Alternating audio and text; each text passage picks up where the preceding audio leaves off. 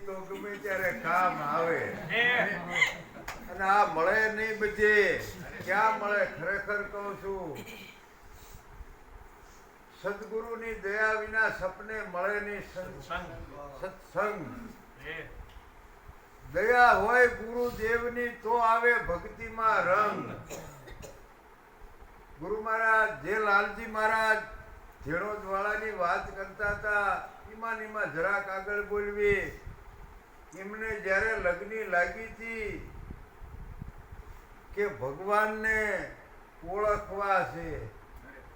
આપણા દેશમાં ત્યારે ખૂબ સંપ્રદાયો એમ કે છે 3,500 હતા આમ તો એવું કહે છે આજે ખૂબ છે બધે ફરી વળ્યા ગાજીપતિને મોટા મોટાને મળ્યા અને ખરેખર આ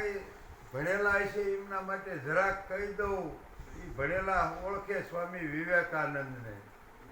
સ્વામી વિવેકાનંદને જેથી આ ભ્રમ ઉપડી ગયો તો મોટા મોટા ગાજીપતિને જઈને પૂછતા હતા કે તમે ભગવાન ભાળ્યા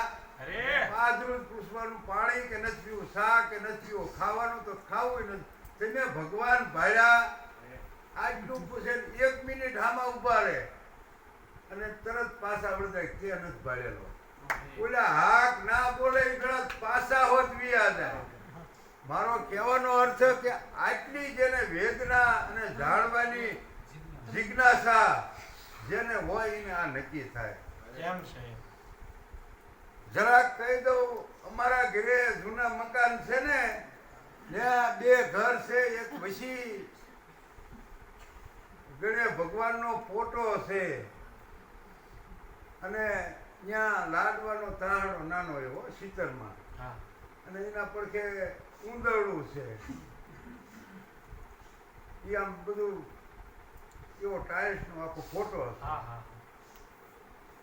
પણ મીંદડી એક ડોલ હોય એમાં એક જણાને અમારે ધ્યાન રાખવું પડે ત્યાં મૂકવી એ ઉંદરડા કોઈથી જવું ન મળે પેલા ડોલમાં મોટું કાયમ નાખી ધ્યાન રાખી મારો હેતુ આમ છે સમજાય તો મીંદડીને ખબર પડી જાય અને ડોલી અમારે ધ્યાન રાખવું પડે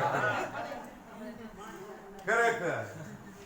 એટલે આપણે આમાં ક્યાંક ભૂલા પીડ્યા હોય એવું લાગે આપણને પણ જો સંત કૃપા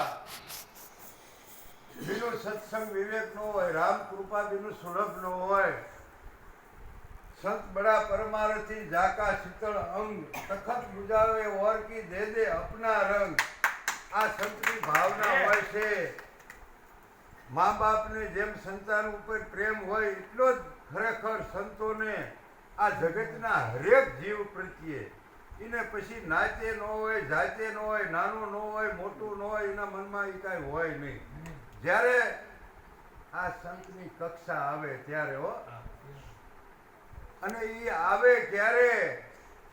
કે ખરેખર જ્ઞાની પુરુષના જ્યારે શરણું સ્વીકારી લીધું હોય તન મન ધન અર્પણ કરી તન મન ધન અર્પણ